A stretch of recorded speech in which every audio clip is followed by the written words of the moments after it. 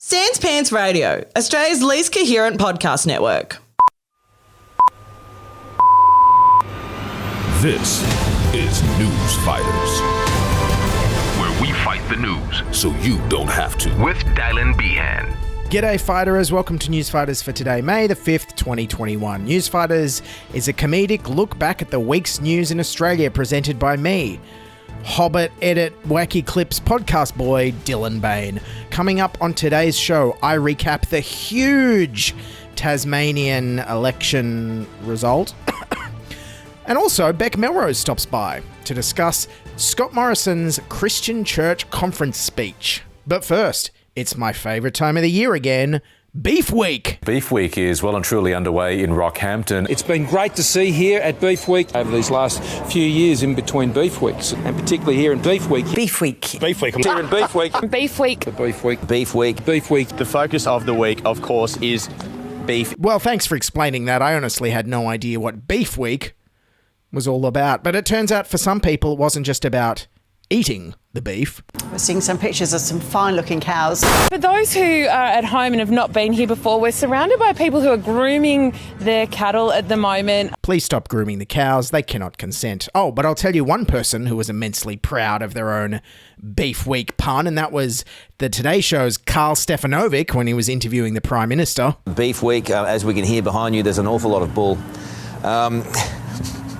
Of course, the biggest story of the past few days has revolved around a country that hates beef but loves cows, India. As of today, it is officially illegal for an Australian citizen to return home from India. The federal government has banned anyone from entering Australia if they've been in the country within 14 days. The crime punishable by 5 years jail and fines of up to $66,000. Even Iraq is evacuating around 1,000 of its citizens from New Delhi, while our government has threatened our people with 5 years jail. Yes, Australia once again being out-humanitarianised in a global disaster by that lefty Northern European socialist utopia of Iraq. Yes, it's unconscionable that we're abandoning Australian citizens in the middle of a global health emergency to a collapsing third world health system. I mean, we didn't abandon Aussies when they were left to the collapsing third world health system in the USA. And as I predicted last year, that with the pandemic stopping immigrants coming into Australia, the government would have to wind up being racist towards its own citizens. And that's exactly what they've done here. Now, with this new India ban, the Australian government has had to re-edit their old advertising campaign that was designed to deter boat people from travelling to Australia. Let's have a listen. If you haven't already heard, the rules have changed. If you're an Australian citizen wanting to return home during an unprecedented international health crisis, go to horny jail. I don't think it's horny jail. I think it's just regular jail. Look, the one slightly positive thing to come out of this unfolding tragedy is it's finally got all the right-wing shock jocks to realise and admit that Australia is a racist country that regularly implements racist policies in the name of border security. Here's Andrew Bolt getting accidentally left-wing on Sky News. And I think we're just letting people in the lurch, and I cannot help but think the fact that they're Indian-born is a factor in this, and shame on us. I don't know that those factors would apply if people were coming from visiting relatives, sick relatives, going to a funeral in England or something like that. So I do think the politicians may not be doing this for racist motives, but they're allowed to get away with it because, I think, in part, racism. And geez, Andrew Bolt, if you're looking for someone to blame for whipping up racist attitudes in Australia, well, there's this guy on Sky News you really ought to check out. Although we're now importing an incredible 200,000 people a year, 200,000 migrants, they're not making us much richer per head of population. Bikie gangs. Nomad, Hells Angels, Bandidos, they've got a lot of Lebanese members. African gangs, a couple of weeks ago, robbed 4 Officeworks stores. Yes, on the Ray Hadley show, Scott Morrison defended the India ban. Australia is living at the moment like few countries in the world, and I'm not going to put that at risk. And that means taking some hard calls like this, but we will do it compassionately. I mean, I think we all agree that we want to keep Australia free of COVID, but what's compassionate about leaving Australian citizens in, sorry, what's it called, Channel 9? Hell on Earth. Yes, Hell on Earth. Doesn't sound like a very compassionate place. And in some classic political doublespeak, Morrison argued that to keep Australians safe, we need to keep Australians in danger. What we want, Carl, is for people who have been in India in the last 14 days to not make their way back to Australia at this present time, because it puts Australia at risk.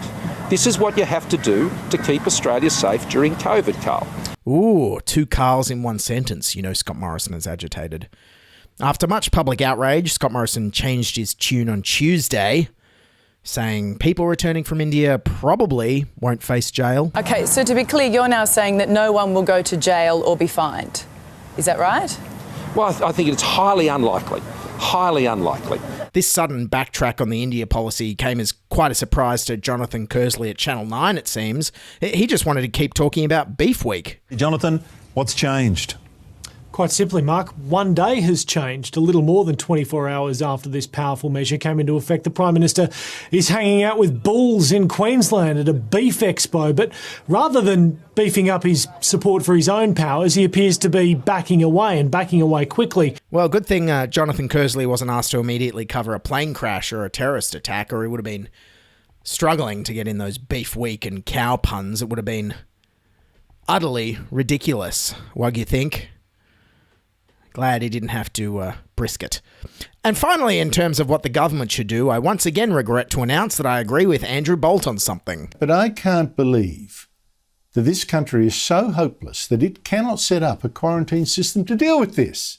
Are we so dumb or lazy to figure a way to do this safely? I can't believe that Andrew Bolt has never realised that when this government has to choose between solving a problem with an expensive and complex solution or just being racist, it'll always choose the easier option. And shame on us. Yes, and if Beef Week wasn't exciting enough, get ready, because the excitement continues as here on Newsfighters, we're covering yet another state election. Liberal Premier Peter Gutwein has claimed victory in the Tasmanian state election, following the trend of voters around the country sticking with what they know in the wake of the COVID pandemic. The Tasmanian Premier, now the 5th incumbent leader, returned to Australian government since the pandemic began. Yes, and it's the only time of the year you can literally ask ABC election analyst Anthony Green to show us his map of Tassie. Tasmania uses the same 5 electorates for its state elections as it does at its federal. So we have Bass, Braddon, which are the 2 key seats at federal elections, then Lyons, Franklin and Clark. Clark used to be known as Denison, and the drinking game tonight is anyone says Denison, you can have the, No, that's wrong, I'm sorry. Everyone knows the only drinking game on election night is sculling your drink every time Anthony Green gets flustered at his own touchscreen. Usually there's a little bit of a lag in the updates as they come through. No, they're not updating. At the moment, we're giving, that's the same votes that's go to the chamber. Let me see, this is the leaders display here. Let me get rid of that. Leaders. I think I've broken it. Yes, now, Liberal Premier Peter Gutwein, who looks a little bit like Peter Garrett if he was a high school principal, called the election a year early to try and capitalise on his government's handling of COVID, with which Tasmania being the prison island of Australia was unsurprisingly good.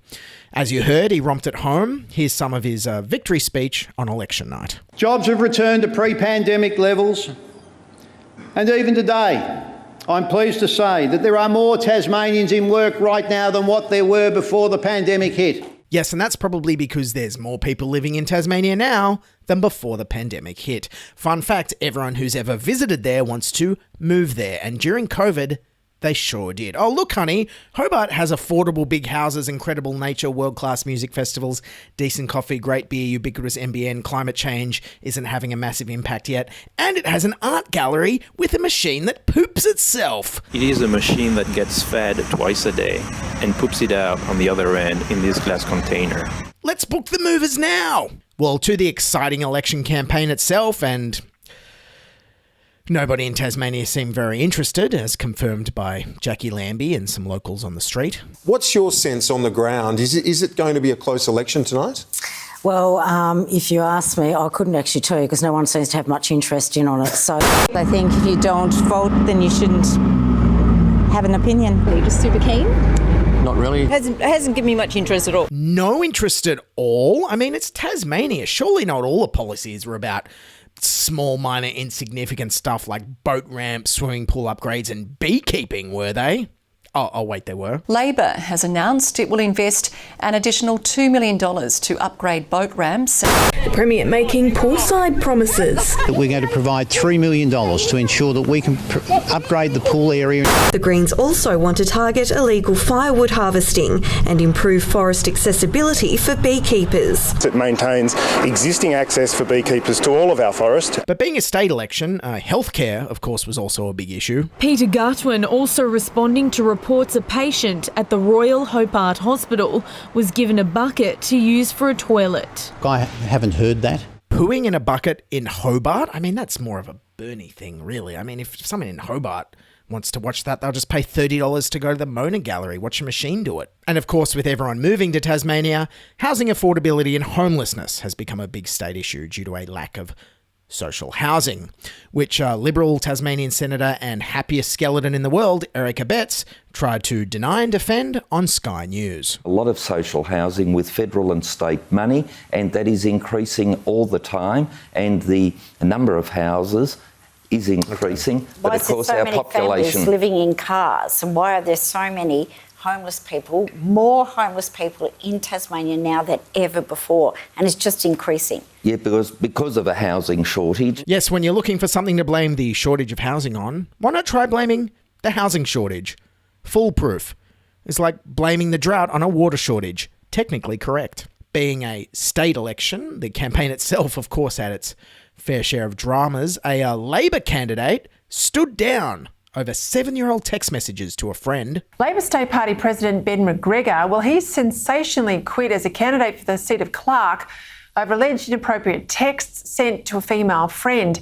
These messages happened 6 or 7 years ago.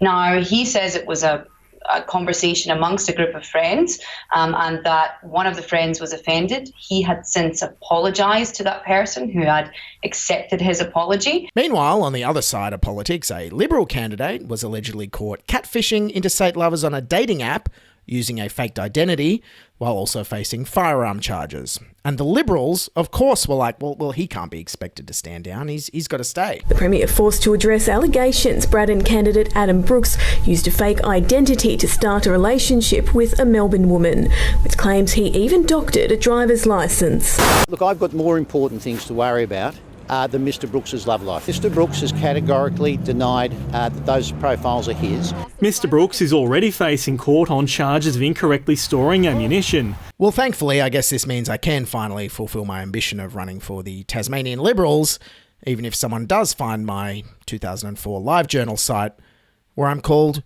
Mr. Hot Guy 2000. One great Tassie anachronism which featured in the election night coverage was the use of an old-fashioned tally room where the results come in for the assembled media, something we haven't had in a federal election since 2007, and boy, weren't the locals proud. Hello and welcome to the ABC Election Centre, live from the last tally room in Australia. Andrea Crothers is at Tasmania's famous tally room. In the last remaining tally room of the country, excitement was in the air. You know, this is the last remaining tally room in Australia where the public are also allowed to come along and see the votes as they fall, the thrills and spills as those seats get put in. Oh yes, excitement and thrills and spills. Give us some of those thrills and spills now, Win News. Hi, I'm Elliot. You're watching Win News. We're giving you an update this evening from the tally room. I'm here with Mike Dutta, one of our independent candidates. Mike, how are you feeling this evening? Well, I am feeling confident that hopefully one of the independents will get in. And what have you been up to today? Where did you go to vote? Well, I went to the Goulburn Street Primary School to vote because I met up with my daughter and my wife and we did the voting there. Wonderful. And what's your plan for this evening? Well, we'll just see how things go. Oh my God, that's so boring. Next thing you'll tell me Tasmanian politics is so staid that a legitimate hard-hitting political question on an ABC breakfast radio interview would be like, did you have breakfast or something? And Labor leader Rebecca White also had an early start, hitting the airwaves to sell Labor's health and housing plans. Have you had brekkie this morning yet? No, I haven't. All right, look, boring state issues aside, there of course could be some federal implications from this minor state election. Tasmania is home to some of Australia's swingiest swing seats. You might remember John Howard famously won the 2004 election, largely thanks to his last-minute campaigning and winning over the loggers there, who supposedly all wanted to fell his eyebrows. And this Liberal victory could be a good omen for Scott Morrison for whenever he decides to call the federal election in the next 12 months. Tasmania's state Liberal popularity is a promising sign. And on the state results, if that were to be translated, one would imagine that the Liberals would win those 3 seats, Braddon, Bass and Lyons. And in what could perhaps be the greatest preview of the upcoming federal election, losing Tasmanian Labor leader Rebecca White gave us a very indicative preview of what Anthony Albanese's concession speech could sound like. All around the country, we've seen incumbent governments rewarded for their management of COVID-19. And there is no doubt that Peter Gutwein and our public health officials kept our community safe, and tonight's result reflects that. All right, summing up this election. Well, sorry if there's no housing left in Tasmania, but thanks to 7 years of Liberal governments, you can at least be thankful that you've got a bucket to use for a toilet. Okay, joining me now on Newsfighters is Bec Melrose, our regular news correspondent with her monthly look at what's been happening. Bec, what caught your eye this week? Oh, lots of things have caught my eye this week, but there was a big pink moon this week that could be seen from the inner west of Sydney, but enough about my butt. Hey! Yeah, that's the kind of week I've had recovering from comedy festivals, so this is going to be interesting. Looking at world news, there's been a lot going on. Boris Johnson's been in the news with a bit of scandal there. Can you tell me what's been happening? Yeah, so mini scandal for Bojo. This absolutely cracked me up this week. They've actually discovered that his phone number had been publicly listed online for 15 years. Oh dear.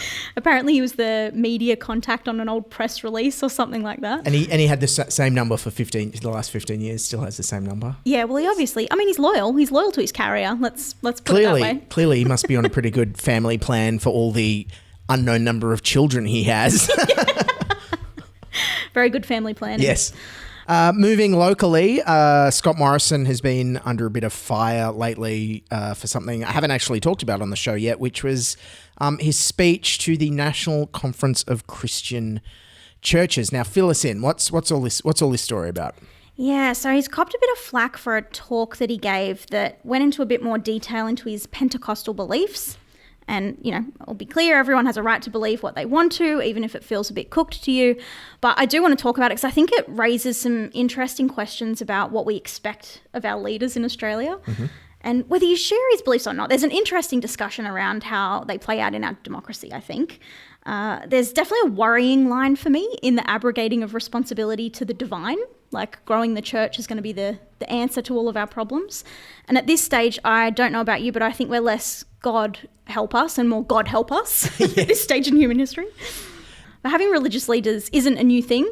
There does seem to be a bit of suspicion and mystery around the whole Pentecostal thing. Yes. And how he's incorporated some of those practices. Like one of the things in this particular speech that he gave was a total read the room moment for me. He mentioned using this laying of hands practice, which is pretty popular in Pentecostal religions. Putting my hands on people in various places, laying hands on them and praying. Not very COVID safe, I think. Not at all, yeah. It definitely violates the 1.5 metres rule, I'd say. Yep. Also some consent issues there, probably. Totally.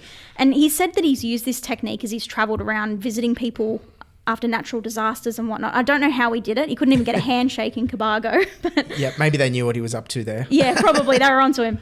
But it's a pretty creepy thing to do. Like you say, it's without someone's knowledge or consent. And the timing. Can you believe the timing of this? Look, we haven't even recovered from a desk wanking scandal. It's probably not the best thing to be dropping right now. Oh, God. I mean, people in disaster areas, what they need is some chakras. They need some religious auras. That's exactly. It's like, I don't have anywhere to sleep tonight, but give me that religious help. But imagine if God came back. I think about this all the time. Imagine if God came back to visit like an undercover boss type situation. Yeah. You know the show where the CEO goes undercover? Mm-hmm.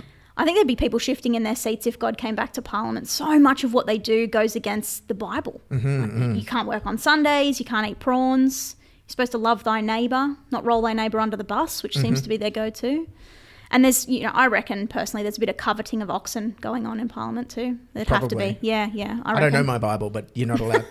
Have I been coveting oxen? Yeah. And that's, I'm in trouble. Look out. You need some laying of hands, I think. Yes. Imagine God in question time. They're just sitting there going, I said blessed are the meek. Where are all the meek dudes at? It'd be like, here's some coal. Shut up. The obvious one, of course, is the immigration policy, because I've always felt like that's not very religious, especially this week when it's illegal for Australians to return home from India. That doesn't sound very Christian to me. Yeah. There was nothing about that in the Sermon on the Mount, was there? I think every immigration policy has probably gone against the teachings of the Bible. There's no thou shalt useth one family as an example to deterreth all others.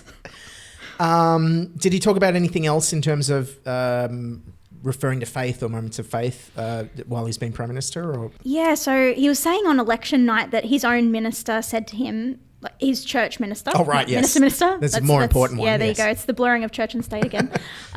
He said, use what God has put in your hands to do what God has put in your heart. I just wonder what God has put in his hands. I think a lump of coal, probably. Yeah, definitely not a hose. Definitely not. No, he doesn't hold a hose, ScoMo, does he? He doesn't. What else doesn't he hold? There's a whole list of things he doesn't hold. Yeah, responsibility.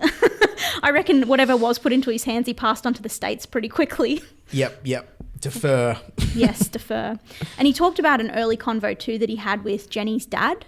Mm-hmm. And apparently in this convo he said, I can't fix the world. I can't save the world. We both believe in someone who can. And I reckon he was talking about Albo. Hopefully, yes.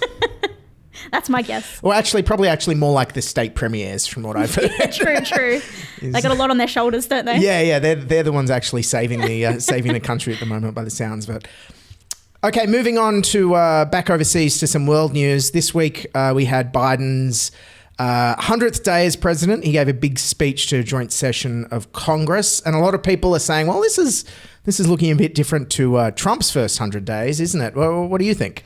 Yeah, I want to do a bit of a footy show stats report on Trump v Biden, first 100 days. Oh, that'd be great. So the whole first 100 days thing is apparently a thing because they have a slight spike in their approval rating. And that kind of honeymoon period. Yeah. People are pretty open to change. Yep.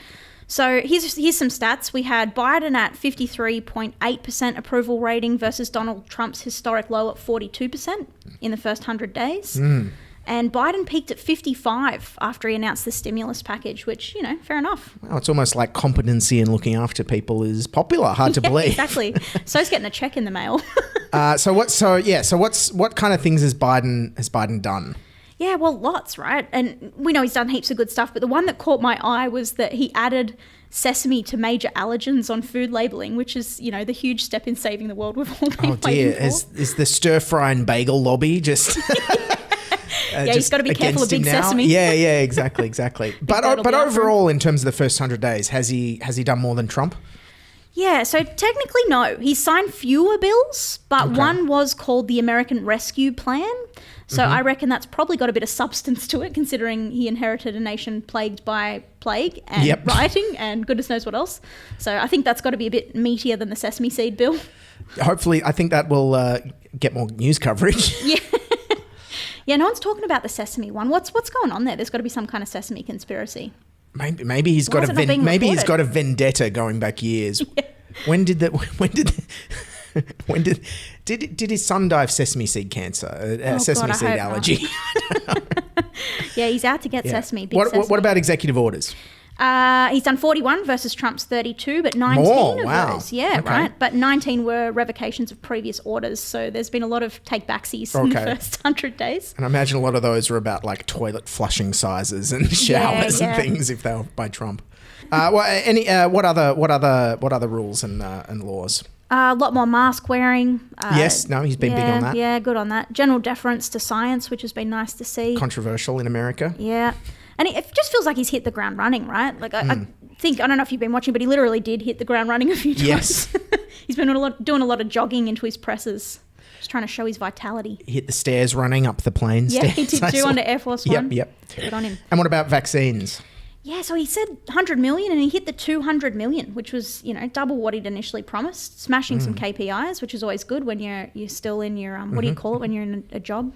Probation period. It would be, that's the 3 months, just at the end of his 3 month probation period. I reckon we'll keep him. I was actually really moved by the speech he gave to Congress this week, where he said to transgender Americans that you're so brave, I want you to know your president has your back, which for me, I was like, yes, thank goodness we are seeing some change. And we don't really do the 100 days thing in Australia, do we? No, it doesn't seem to be a thing, but ScoMo did say in his first 100 days that he doesn't want his agenda to be treated like a fast food meal. Instead, it's there to be digested. And I guess, if he's not careful, it's just going to go straight through him. Pretty dodgy thing to say, given he came into leadership off the back of the Engadine Macca's allegations. But anyway. Yeah, I don't know if ScoMo's diet is very digestible. It has a lot of meat and a lot of curries. Carbs. Yeah. Okay, speaking of Scott Morrison, I understand you've had some fun this week researching his history a little bit about when he entered Parliament, yes? Yeah. So I was pretty inspired by the speech that he gave at the Churches Congress, and I decided to do some digging into his maiden speech. Oh, yeah? Yeah, and I found that it had quite a few parallels. It sounded like an Oscars acceptance speech in part, so I've come up with a little game for us to play, Dill, where you're going to guess whether this is Scott Morrison's maiden speech. Yep. Or an excerpt from an Oscars acceptance speech. Okay. Now, for context, when was ScoMo's maiden speech? Like, was it 2004, 2007, somewhere around there? Oh, something like that. You're testing my memory. A few years ago now. A few years ago now. Amazingly, he had the exact same amount of hair. That is the real miracle out of all of this. It really is. I mean, there's got to be something. God's doing something hands. there. Yeah. All right. So, ScoMo versus Oscar speech. All right. So you'll read the quote, and I'll guess whether it's Scott Morrison or an Oscar winner. Or an Oscar winner. Okay, yeah. all right. Here we go. Okay, so here's the first one. Mm-hmm. May God bless and guide us all in this place as we serve those who have had the good grace to send us here on their behalf. ScoMo's maiden speech or an Oscars acceptance speech? I mean, it sounds more religious than anything I've ever heard at church, so I would have to say Scott Morrison, probably. Yeah, look, spot on. That was from Scotty's maiden speech. Does sound very much like something an actor would say, though. True. All right, next one. Mm-hmm. When I walk with God. He's always with me, he never leaves me, and he will shine the light on me. I mean, that sounds like Scott Morrison at a prayer breakfast or something, maybe? Oh, it does, but no, this is Joaquin Phoenix accepting for the Joker in 2020. My goodness. All right, what about this one? Okay, next. Africa is a humanitarian tragedy on an unimaginable scale. It's a true moral crisis that eclipses all others. ScoMo's maiden speech? I can't imagine Scott Morrison ever pretending to care about Africa, so I'm going to say that's an Oscar speech. Oh, would you believe it? ScoMo's maiden speech. Oh my goodness. Yeah. There we go. Tackling the big issues. God remembered her faithfulness and blessed us with our miracle child, to whom I dedicate this speech today in the hope of an even better future for her and her generation. That sounds like a Best Actress winner at the Oscars, I think. Oh, nope. ScoMo's maiden speech. Oh! Spicy. What about this one? Yep. We need to support leaders around the world who do not speak for the big polluters, but who speak for all of humanity. Oh, dear. I'm guessing that's Scott Morrison. Leonardo DiCaprio. Of course he would talk about big polluters at an Oscar speech. Yeah, right. He's doing the heavy lifting. Yep. We've all heard the call to make poverty history. Let us do this by first making poverty our own personal business. Oscar's speech? Definitely not Scott Morrison. He's in the business of sending more people into poverty in Australia with the job seeker cuts. Yeah, well, he's not walking the talk because that was in his maiden speech. What? Right? Oh my goodness. You're not telling me Scott Morrison's being hypocritical here, are you? Would you believe it, Dill? I am. Oh my goodness. All right, this one's a special one. So who quoted Bono? When the history books are written, our age will be remembered for what we did or did not do to put the fire out. Look, I know Scott Morrison's taste in music, so I reckon that's Scott Morrison. Yeah, 100%. He was the only one who wasn't angry when that got downloaded to his iPhone. All right, that's all for this week. Thanks again, Bec Melrose. Thanks, Dill. Cheers. Bye. All right, everyone, that's Newsfighters for today, the 5th of May, 2021. Newsfighters is written, presented and produced by me, Dylan Behan, for Sans Pants Radio. A big thank you to Bec Melrose for being on the show. Don't forget to follow her on Instagram at instagram.com/Bec Melrose to keep up to date with all her upcoming gigs. And join us next week for a very special late night quick turnaround budget episode coming out the morning after the budget, early Wednesday morning, late Tuesday night. Tune in for that one. And don't forget to click follow on Spotify, Apple Podcasts, or your podcasting app. You can watch all the episodes of the show on YouTube, and don't forget to hit subscribe. We're at youtube.com/Newsfighters. Follow us on Facebook at facebook.com/Newsfighters, or Twitter. Our handle is at NewsFightersPod. See you on budget night. Keep fighting, and bye for now. This is Newsfighters, where we fight the news so you don't have to. The focus of the week, of course, is Beef